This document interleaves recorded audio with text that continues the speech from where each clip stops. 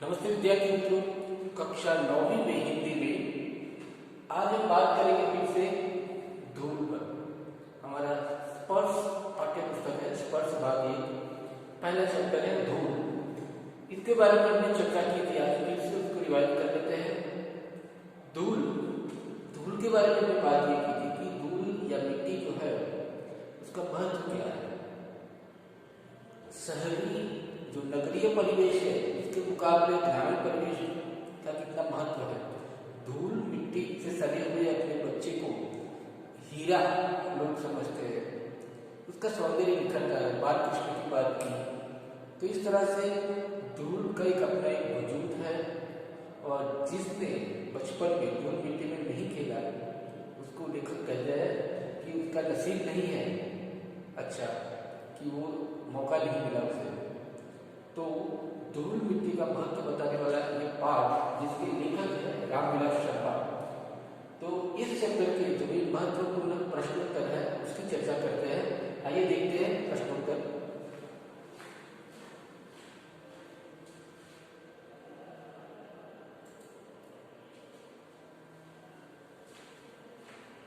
तो पहला सवाल यह है कि हीरे के प्रेमी उसे किस रूप में पसंद करते हैं। तो हीरे के प्रेमी उसे साफ सुथरा, खरादा हुआ, आंखों में चकाचौंध पैदा करता हुआ देखना लोग पसंद करते हैं। दूसरा प्रश्न है, लेखक ने संसार में किस प्रकार के सुख को दुर्लभ माना है। दुर्लभ यानी कि पाना मुश्किल है वो, तो कैसा सुख दुर्लभ है, बहुत मुश्किल से मिलता है। तो उत्तर है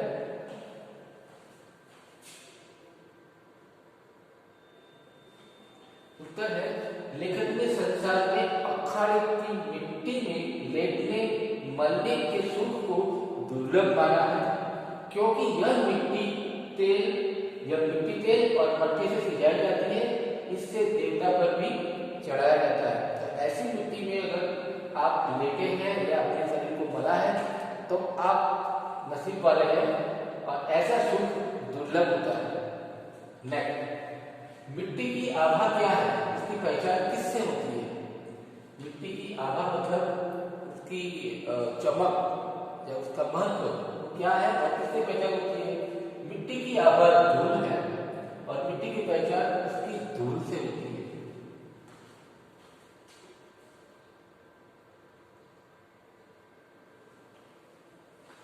आगे कुछ सवाल देखते हैं कि धूल के बिना किसी शिशु की कल्पना क्यों नहीं की जा सकती, क्योंकि बच्चे धूल मिट्टी में ही खेल करके बड़े होते हैं। तो धूल के बिना किसी शिशु की कल्पना क्यों नहीं की जाती। तो उत्तर है, धूल का जीवन में बहुत महत्व है। कोई भी शिशु यानी छोटा बच्चा, कोई भी शिशु धूल से सनकर विविध खेल खेलता है। यह धूल जब शिशु के मुख पर पड़ती है तो उसकी स्वाभाविक सुंदरता निखर जाती है। इसलिए धूल के बिना किसी शिशु की कल्पना नहीं की जा सकती। हमारी सभ्यता धूल से क्यों बचना चाहती है। हमारी जो जनरेशन है वो धूल से बचना चाहते हैं, क्यों आखिर ऐसा।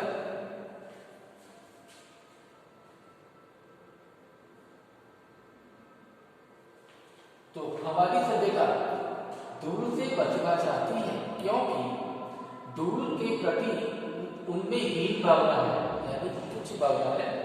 वे इसे सुंदरता के लिए खतरा मानते हैं।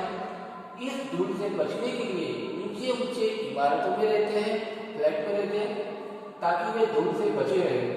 वे कृत्रिम यानी आर्टिफिशियल कृत्रिम चीजों को पसंद करते हैं, कल्पना में विचरते रहना चाहते हैं, सब काल्पनिक सुख में जुड़े रहते हैं, वास्तविकता से दूर रहते हैं। हमारी वास्तविकता हमारी मिट्टी से जुड़ी हुई है, लेकिन लोग कल्पना में जुड़े रहते हैं, वास्तविकता में नहीं।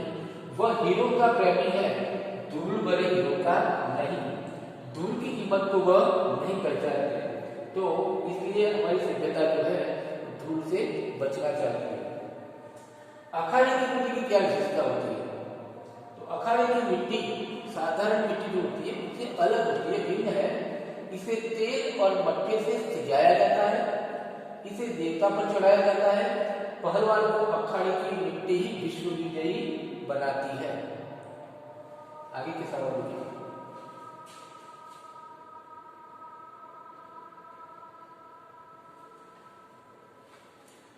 श्रद्धा भक्ति स्नेह की व्यंजना के लिए धूल सर्वोत्तम साधन किस प्रकार है? यह बताया है श्रद्धा भक्ति और स्नेह उसके रूप में मिट्टी को किस तरह से लिया गया है। तो देखिए, श्रद्धा विश्वास का, भक्ति हृदय की भावनाओं का और स्नेह प्यार के बंधन का प्रतीक है। व्यक्ति धूल को माथे से लगाकर उसके प्रति अपनी भक्ति व्यक्त करते हैं। जब अपने घर, अपने गांव, अपने खेत जाते हैं तो हम वो मिट्टी अपने सर पर लगाते हैं, तो उसे लगाकर अपनी भक्ति, अपनी जो श्रद्धा है वो जमीन के प्रति वो हम दिखाते हैं। योद्धा धूल को आंखों से लगाकर उसके प्रति अपनी श्रद्धा जताते हैं। हमारा शरीर भी मिट्टी से बना है। इस प्रकार धूल अपने देश के प्रति श्रद्धा भक्ति स्नेह की व्यंजना के लिए धूल सर्वोत्तम साधन है। आगे देखिए,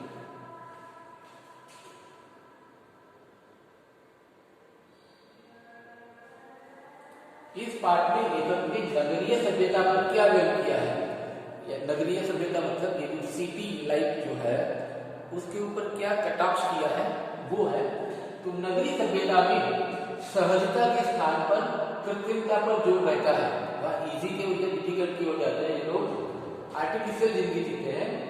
वे धूल से बचना चाहते हैं, उससे दूर रहना चाहते हैं। उन्हें कांच के हीरे अच्छे लगते हैं। वे वास्तविकता से दूर रहकर बनावटी जीवन जीते हैं। इस तरह लेखक ने धूल पाठ में नगरीय सभ्यता पर व्यंग किया है। अब जो बड़े प्रश्न में 50-60 शब्दों के वो देखते हैं।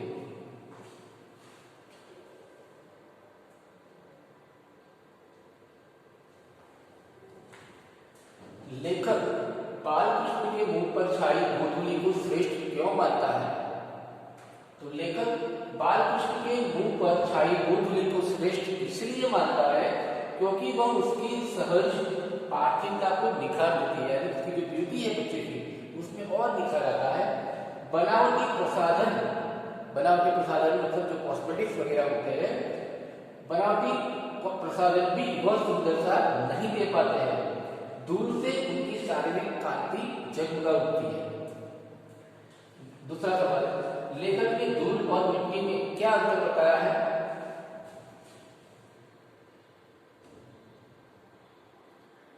तो उत्तर है कि धूल और मिट्टी में उतना ही अंतर है जितना शब्द और रस में है। देह और प्राण में, चांद और चांदनी में दोनों एक दूसरे के पूरक है। एक दूसरे के बिना अधूरे है।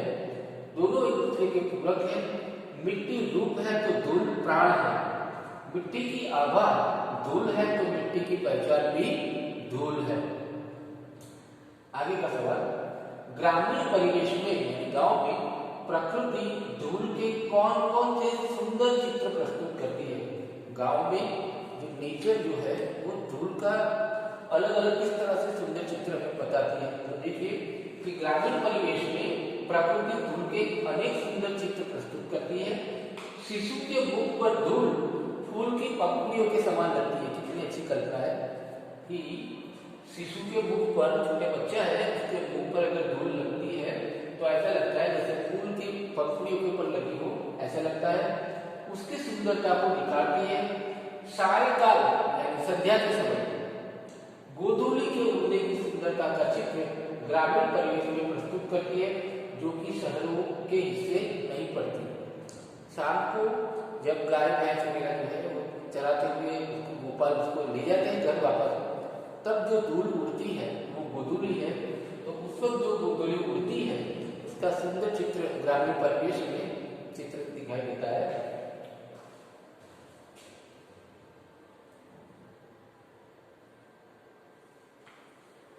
हीरा वही धन चोट न टूटे, तो का संदर्भ पाठ के आधार पर स्पष्ट हुई है। पाठ के आधार पर बता रहा है कि ये क्या है?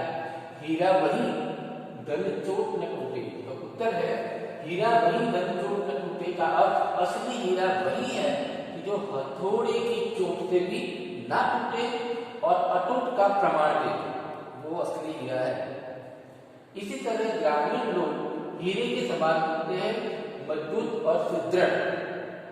गांव के लोग जो होते हैं वो हीरे के समान होते हैं, मजबूत और सुदृढ़। वे कठिनाइयों से नहीं घबराते। फिर से एक बार देख लेते हैं क्या कहना चाहते हैं। हीरा वही न चोट न टूटे, कहने का अर्थ है असली हीरा वही है जो हथौड़े की चोट से भी न टूटे और अटूट होने का प्रमाण दे।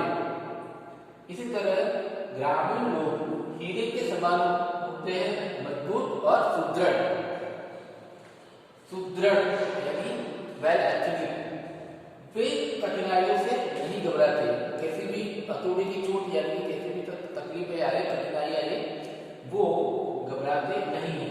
अब ये सवाल देख लीजिए, इम्पोर्टेंट है कि धूल, धूली, धूली और दूरी और गोधूली की व्यंजनाओं को स्पष्ट कीजिए। व्यंजना अर्थात उसका रेफरेंस हमें देना है कि वो किस सिंबॉलिक लैंग्वेज में उसको यहाँ पर यूज किया गया है। तो देखिए,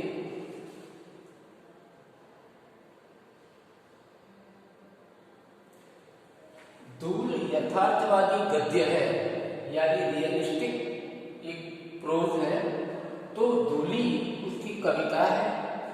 धूली छायावादी दर्शन है, छायावादी दर्शन है। और दूरी यानी लोक संस्कृति का नवीन जागरण है, यानी लोक जो कल्चर है उसका एक नया एक रूप है। ये गोधूली गायों एवं ग्वालों के पैरों से सारे काल में मिलने वाली धूली है जो गांव के जीवन की अपनी संपत्ति है। तो गांव के जीवन की अपनी संपत्ति वही है, शहर में तो ये होता नहीं। तो ये गांव की ये अपनी संपत्ति है, क्या? गोधूली। आगे का सवाल, धूल पाठ का मूल भाव स्पष्ट कीजिए। ये बहुत ही महत्वपूर्ण प्रश्न है जिससे पूरा जो चैप्टर है उसका सार इसमें आ जाता है। देखते हैं।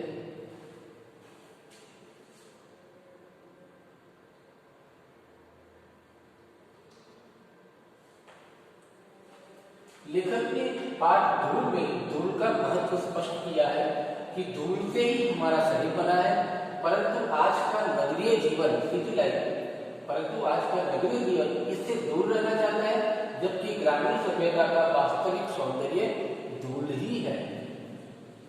अब आगे का सवाल, कविता को विडंबना मानते हुए लेखक ने क्या कहा है? कविता को एक विडंबना है, एक ट्रेजेडी मानते हुए लेखक क्या कहना चाहते हैं इस पाठ में? तो उत्तर है, लेखक से पुस्तक विक्रेता के निमंत्रण पत्र में गोधूली बेला में आने का आग्रह किया गया, तो उसने इसे कविता की विडंबना माना, क्योंकि कवियों ने गोधूली की महिमा बताई, परंतु यह गोधूली गायों वालों के पैरों से उड़ती ग्राम धूली थी। शहरी लोग इसकी सुंदरता और महत्व को कहाँ समझ पाते हैं? इसका अनुभव तो गांव में रहकर ही किया जा सकता है। यहाँ तक कि कविता के पास भी इसके महत्व के बयान की क्षमता नहीं होती। तो ये एक लिमिटेशन है, ट्रेजेडी है कि एक कविता में गोधूली को नहीं बताया जाता। तो ये उसकी क्षमता नहीं है। जब किसी पुस्तक विक्रेता ने, पब्लिशर ने कोई निमंत्रण पत्र में लिखा था गोधूली मेला है टाइम, तो वो सिर्फ गांव में होता है, शहर में कहाँ होता है। तो एक कविता की विडंबना है कि उसमें ये सुंदरता नहीं प्रस्तुत की जाती।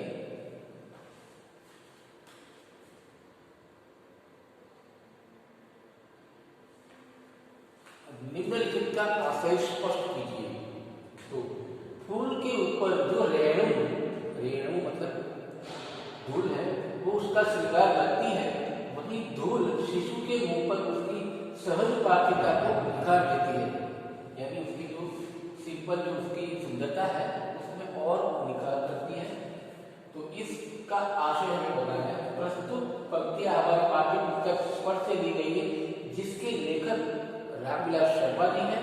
इस कथन का आशय यह है कि जिस तरह फूल के ऊपर धूल आ जाने से हम उसकी सज्जा को बढ़ाती है, उसी प्रकार शिशु के मुख पर धूल उसकी सुंदरता को और भी निखार देती है।